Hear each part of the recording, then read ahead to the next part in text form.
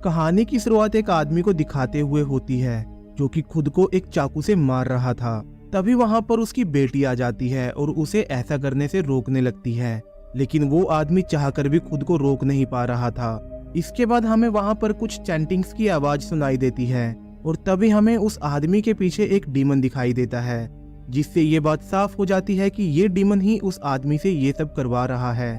और फिर देखते ही देखते वो आदमी खुद को आग लगाकर सुसाइड कर लेता है और आग की कुछ लपटें उसकी बेटी की तरफ भी आती हैं, लेकिन वो खुद को बचा लेती है, पर इस दौरान उसका थोड़ा सा हाथ जल जाता है। यहाँ से कहानी कुछ साल आगे बढ़ती है, जहाँ पर वो लड़की अब बड़ी हो चुकी है और उसका नाम है तंत्री। तंत्री को हम एक बस में देखते हैं और वो एक स्टूडेंट हॉस्टल में जा रही थी जो कि आश्रमा महासिस्वा में है। तंत्री को आज तक भी उस रात के सपने आते हैं और अभी भी हम उसके हाथ पर वो जलने के निशान देख सकते हैं। इसके बाद जब वो हॉस्टल पहुंचती है तो हम देखते हैं कि उसे हमेशा अपने आसपास किसी के होने का एहसास होता है, जिसकी वजह से वो काफी डरी डरी रहती है। खैर हॉस्टल में उसकी मुलाकात फे और आस्था नाम की दो लड़कियों से होती है और ये दोनों तंत्री के नेकलेस को बड़े ही गौर से देख रही थी। और ये नेकलेस तंत्री की माँ का है, जिनकी डेथ उसके पिता से भी पहले हो चुकी थी और उसके फादर ने बचपन में उसे ये नेकलेस दिया था। इसके बाद तंत्री अपने रूम में आ जाती है, जहाँ पर उसे रूम में रहने वाले पुराने स्टूडेंट्स की एक ग्रुप फोटो मिलती है। तभी उसके हाथ से वो फोटो छूटकर नीचे गिर जाती है, लेकिन जब वो उस फोटो को उठाने के लिए नीचे झुकती है तो उसे बेड के नीचे एक लड़की का घोस्ट दिखाई देता है, जिससे ये बात क्लियर हो जाती है कि ये जगह नॉर्मल नहीं है और पास्ट में यहाँ पर कुछ तो जरूर हुआ था। दूसरी तरफ हम आस्था को देखते हैं, जिसे उसके अंकल जमाल के क्रीपी मैसेजेस आ रहे थे और तभी आस्था को एक विजन दिखाई देता है जिसमें वो अपना गला काटकर खुद को मार रही थी। अगले दिन तंत्री कैंटीन में फे और आस्था से मिलती है और उनसे पूछती है कि क्या इस हॉस्टल में कुछ हुआ था, क्योंकि जब से मैं यहाँ पर आई हूँ कुछ ऐसी चीजों को एक्सपीरियंस कर रही हूँ जो मैंने पहले कभी नहीं की। जिस पर फे उसे कुछ बताने लगती है, लेकिन तभी आस्था उसे रोक देती है और वो तंत्री को सिर्फ इतना ही बताती है कि हमारे दो दोस्त मिसिंग हैं, जिनका नाम आरुम और लुकी है। तंत्री के पूछने पर आस्था बताती है कि एक दिन आरुम के पिता उसे यहाँ लेने के लिए आए थे, लेकिन उसके बाद उनका कुछ पता नहीं चला कि आरुम और उसके पिता कहाँ गायब हो गए और लुकी भी अचानक ऐसे ही कहीं गायब हो गया था। लेकिन लोगों का मानना है कि उसने सुसाइड कर लिया है, क्योंकि उसके लॉकर से उन्हें उसकी लास्ट विल मिली थी। लेकिन हैरानी की बात यह है कि आज तक किसी को लुकी की लाश तक नहीं मिली है। खैर यहाँ पर तंत्री की मुलाकात रेजा नाम के एक लड़के से होती है, जो कि फे और आस्था का दोस्त है और रेजा का महेश नाम के एक लड़के से आरुम के गायब होने की वजह से कुछ झगड़ा चल रहा था, क्योंकि रेजा को शक था कि आरुम के गायब होने में महेश का हाथ है। अब तंत्री को नहाते वक्त अपने आसपास किसी के होने का एहसास होता है और उसके बाथरूम से जाने के बाद हम मिरर में एक लड़की के घोस्ट को देख पाते हैं जो कि तंत्री का पीछा कर रहा था। दूसरी तरफ फे के साथ भी कुछ सुपरनैचुरल एक्टिविटीज होने लगती हैं, जैसे उसके कमरे में रखे रेडियो में अपने आप ही कुछ चैंटिंग्स चलने लगती हैं और फिर वो मिरर में खुद की परछाई देखती है जिसकी आंखों से खून बह रहा था, जिसकी वजह से वो काफी बुरी तरह से डर जाती है। अब उसी रात तंत्री अपनी माँ को याद करते हुए सो जाती है और फिर वो एक विजन में लुकी को देखती है। लुकी को अपने किसी काम का बहुत रिग्रेट था, जिसका मतलब उसने पास्ट में कुछ तो गलत काम जरूर किया था। फिर वो एक चाकू उठाकर खुद को मारने लगता है, लेकिन इस दौरान वो खुद को रोकने की बहुत कोशिश कर रहा था। और यहाँ पर भी हम मिरर में उसी डीमन को देख पाते हैं जिसने तंत्री के पिता को मारा था और तभी उसे वहां पर कुछ चैंटिंग सुनाई देने लगती हैं, जिनके बाद वो एक कुएं के पास जाकर खुद को मार लेता है और उसकी डेड बॉडी उसी कुएं में गिर जाती है और विजन में तंत्री के हाथों पर खून लग जाता है। और जब तंत्री अपने विजन से बाहर आती है तो उसके हाथों पर सच में खून लगा हुआ था।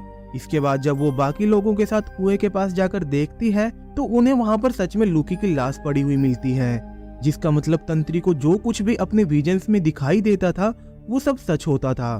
खैर फिर महेश यहाँ पर फोटोज लेने लगता है। अब क्योंकि लुकी की लाश का तंत्री ने पता लगाया था, इसलिए फे और आस्था उसे आरुम का भी पता लगाने के लिए कहती हैं। जिसके बाद रेजा, फे, आस्था और तंत्री कार से आरुम के घर पर जाते हैं, जहां पर विंडो के कांच में तंत्री को एक लड़की की रिफ्लेक्शन नजर आती है और वो डर के मारे विंडो पर हाथ मार देती है, जिसकी वजह से तंत्री के हाथ पर कांच लग जाता है और खून बहने लगता है। फिर फे तंत्री के हाथ पर अपना स्कार्फ बांध देती है और वो सब घर के अंदर चले जाते हैं, जहाँ पर वो देखते हैं कि घर का कुछ सामान बिखरा हुआ था, जिसका मतलब कोई तो इनसे पहले यहाँ पर आ चुका था और रेजा को यहाँ पर महेश पर शक था। दूसरी तरफ तंत्री को एक लड़की की स्पिरिट दिखाई देती है जो कि एक कमरे की तरफ इशारा कर रही थी, और तभी तंत्री भी अचानक अपने शरीर से कंट्रोल खो देती है और वो अपने आप बेखुदी की हालत में उस स्पिरिट के पीछे एक रूम में चली जाती है, जहाँ पर उसे एक बेड के नीचे कुछ सिंबल बने हुए मिलते हैं, मानो यहाँ पर किसी ने कोई रिचुअल किया हो। और तंत्री भी यहाँ पर कुछ चैंटिंग्स करने लगती है, जिससे उस सर्कल के बीच में एक शैतानी किताब प्रकट होती है और तंत्री इस किताब को उठाकर पढ़ने लगती है और किसी डीमन को बुलाने लगती है। लेकिन तभी वहां पर उसके साथी आ जाते हैं और आस्था के छूने की वजह से तंत्री एकदम से होश में आ जाती है। इसके बाद आस्था, फे, रेजा और तंत्री उस सिंबल के चारों ओर सर्कल बनाकर बैठ जाते हैं। और हैरानी की बात यह थी कि इस सिंबल के बीच में फे, आस्था, रेजा और लूकी का नाम पहले से लिखा हुआ था, और अक्सर रिचुअल में उन्हीं लोगों का नाम लिखा जाता है जिनके खिलाफ रिचुअल किया जाता है। मतलब इन लोगों ने आरुम के साथ कुछ तो ऐसा जरूर किया होगा जिसकी वजह से आरुम ने इनके ऊपर ये रिचुअल किया होगा, और लूकी की जान भी इसी रिचुअल की वजह से गई थी। खैर, अब आस्था तंत्री को ये रिचुअल करने के लिए रिक्वेस्ट करने लगती है ताकि उन्हें इस रिचुअल के बारे में कुछ तो पता चल सके, जिस पर तंत्री पहले तो मना करती है, लेकिन सबके रिक्वेस्ट करने पर वो इस रिचुअल को करने के लिए मान जाती है। इसके बाद वो चारों एक कांच के टुकड़े से अपना हाथ काटकर हैंड ज्वाइन कर लेते हैं, जिससे उनका ब्लड उस सिंबल में गिरने लगता है। और फिर ये लोग किताब में देखकर कुछ चैंटिंग्स करने लगते हैं, और तभी इनके सामने एक डीमन आ जाती है जो कि कहने लगती है कि मैंने 5 पापियों को एक श्राप दिया था, और उन पापियों ने कुछ ऐसा किया था जिसकी वजह से ना सिर्फ उन पापियों को श्राप लगा, बल्कि उनकी बीवियों को और उनकी आने वाली नस्लों को भी ये श्राप भुगतना होगा। और मैं उन पापियों, उनके परिवार और उनकी आने वाली नस्लों की जिंदगी को जहन्नुम बना दूंगी, और मैं ये श्राप कभी वापस नहीं लूंगी। और इतना कहकर वो डीमन गायब हो जाती है। इसके बाद ये चारों बहुत बुरी तरह से डर जाते हैं और यहाँ से जाने लगते हैं। आस्था के कहने पर रेजा उसको उसके घर पर ड्रॉप करता है, और फे यहाँ पर कुछ ज्यादा ही डरी हुई थी और वो तंत्री को कुछ बताने लगती है, लेकिन तभी रेजा उसे धमकाकर चुप करा देता है। और दूसरी तरफ हम आस्था को देखते हैं जो कि अपने घर में जाती है, जहाँ पर उसके अंकल जमाल सो रहे थे और उसे किसी तरह की कोई बीमारी थी। इसके बाद आस्था एक कैंची उठाकर चुपके से जमाल के शर्ट का टुकड़ा और उसकी दाढ़ी के बाल काट लेती है, और तभी जमाल की नींद खुल जाती है और वो आस्था के हाथ में कैंची देखकर भड़क जाता है। और यहाँ पर हमें पता चलता है कि जमाल बहुत समय से आस्था के साथ गलत काम करता आ रहा है और आज भी वो उसके साथ ऐसा ही करता है, और हम आस्था को सफर करते हुए देखते हैं। इसके बाद हम नोटिस करते हैं कि आस्था उस शैतानी किताब को अपने साथ ले आई थी, और शायद उसने इसी वजह से जमाल के बाल और शर्ट को काटा था ताकि वो उस किताब की मदद से उस पर कोई रिचुअल कर सके। उधर रेजा, फे और तंत्री भी हॉस्टल पहुंच जाते हैं, और जब रेजा उन्हें हॉस्टल में छोड़कर जाने लगता है तो उसे कार के बैक कैमरा में वो डीमन दिखाई देती है, और फिर वो रेजा को चोक करने लगती है। लेकिन तभी वहां पर तंत्री और फे आ जाती हैं और वो डीमन वहां से गायब हो जाती है, और फिर रेजा भी यहाँ से चला जाता है। उसी रात ये डीमन फे को डराती है। अगले दिन तंत्री को फिर से एक विजन आता है जिसमें वो देखती है कि वो डीमन आस्था के अंकल को गला दबाकर मार रही है, और तंत्री तुरंत आस्था के रूम में जाती है जहाँ पर आस्था और फे अंकल जमाल पर रिचुअल कर रहे थे। उन्होंने वो सर्कल बनाकर उसके अंदर जमाल के बाल और शर्ट का टुकड़ा रखा हुआ था।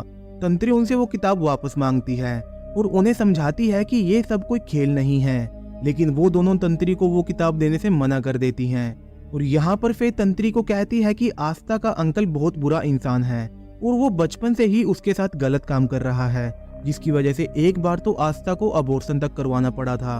और ये बात रिवील होते ही आस्था फे के मुंह पर एक थप्पड़ मार देती है, और फिर हम देखते हैं कि आस्था अपने आपे से बाहर होने लगती है, और वो गुस्से में तंत्री को यहाँ से जाने के लिए कहती है। उसी रात जब तंत्री सो रही थी तो एक स्पिरिट उसके कान में हेल्प मी बोलती है, और अगले दिन आस्था को खबर मिलती है कि उसके अंकल की डेथ हो चुकी है, जिसकी वजह से आस्था बहुत खुश थी। खैर, अब तंत्री आस्था और फे से नाराज थी, और वो ये बात भी अच्छी तरह से समझ चुकी थी कि ये लोग उससे कुछ तो छुपा रहे हैं। इसलिए वो महेश से बात करने के लिए जाती है, जहाँ पर महेश उसे बताता है कि रेजा और उसके साथी अच्छे लोग नहीं हैं, और यहाँ पर वो रिवील करता है कि आखिर इन लोगों ने आरुण के साथ किया क्या था। असल में रेजा और लूकी ने आरुण के साथ इंटीमेट होने की शर्त लगाई थी, जिसे जीतने के लिए रेजा आरुम को अपने झूठे प्यार में फंसाकर उसके साथ इंटीमेट हो गया और फिर उसने आरुम की कुछ गलत तस्वीरें भी ले ली ताकि वो लूकी को दिखा सके कि वो शर्त जीत चुका है। और इसके बाद वो तस्वीरें पूरे कॉलेज में फैल गई, जिसकी वजह से आरुम को बहुत झटका लगा और वो पूरी तरह से टूट गई।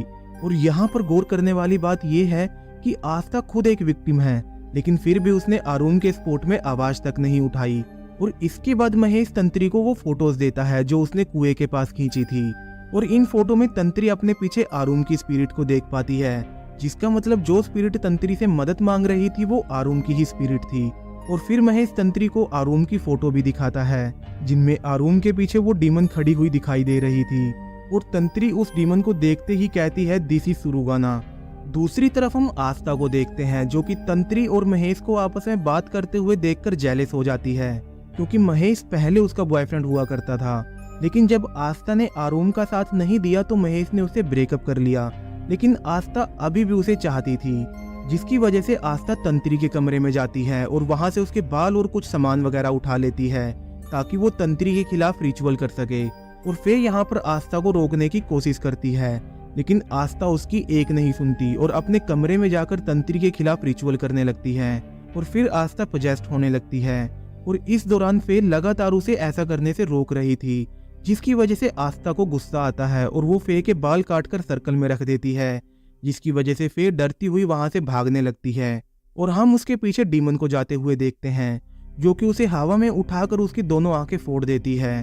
और तभी रेजा भी वहां पर आ जाता है और वो फे के साथ ये सब होते हुए देख लेता है।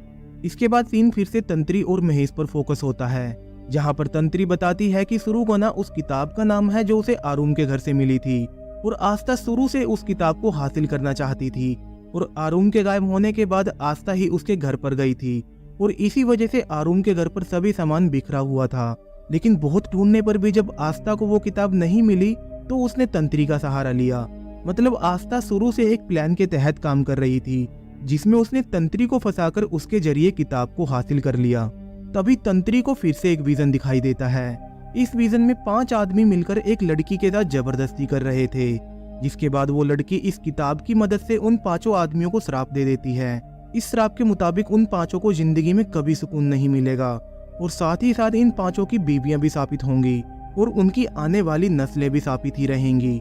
और फिर मरने के बाद भी चूजन वन डेविल का स्लेव बनेगा। और ऐसा श्राप देने के बाद वो लड़की हवा में उड़ती है और आग में जलकर मारी जाती है। और होश में आते ही तंत्री रोने लगती है और महेश को अपने विजन के बारे में बताते हुए रिवील करती है कि उन 5 आदमियों में एक उसके दादाजी भी थे। मतलब ये श्राप इतने समय से चला आ रहा है और इसी श्राप की वजह से तंत्री के पिता की मृत्यु हुई थी, जबकि वो खुद एक अच्छे इंसान थे, लेकिन उसे अपने पिता की करनी भुगतनी पड़ी। और अब कहीं ना कहीं तंत्री भी इस श्राप की चपेट में है।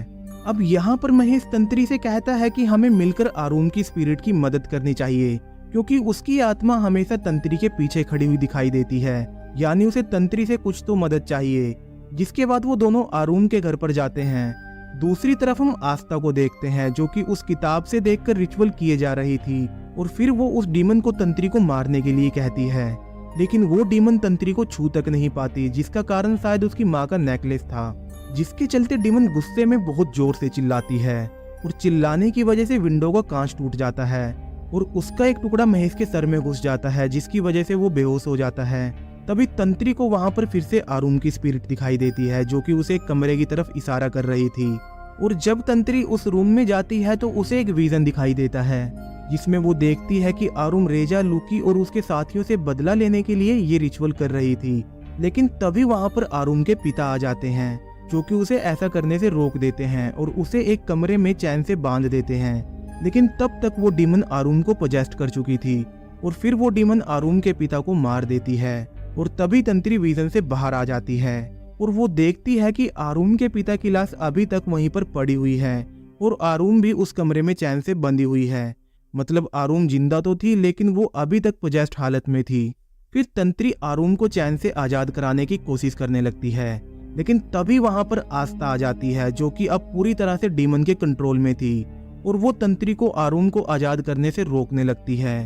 और फिर वो महेश को जान से मार देती है और फिर वो डीमन आस्था के हाथ से उसी का गला कटवाकर उसे भी जान से मार देता है। और आस्था के मरते ही वो डीमन आरुम पर पूरी तरह से हावी हो जाता है, या फिर कहें कि आरुम पूरी तरह से डीमन में बदल जाती है और फिर वो अपने आप ही चैन को तोड़कर खुद को आजाद करा लेती है।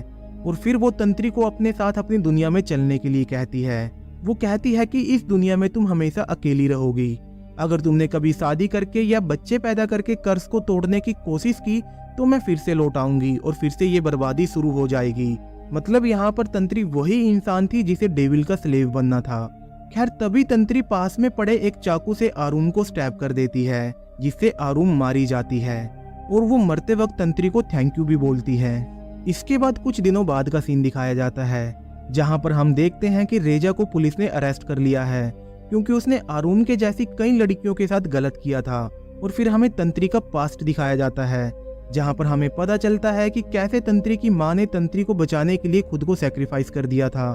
असल में तंत्री के जन्म के वक्त उसकी माँ बहुत बीमार हो गई थी और डॉक्टर तंत्री और उसकी माँ में से किसी एक को बचा सकते थे और तंत्री की माँ ने खुद को सैक्रिफाइस करके तंत्री को बचाया था। और शायद तंत्री की माँ की सैक्रिफाइस, उनकी प्रेयर्स और उनके नेकलेस की वजह से ही वो डीमन तंत्री को छू तक नहीं पाया। अब प्रेजेंट टाइम में तंत्री उस किताब को आग के हवाले कर देती है।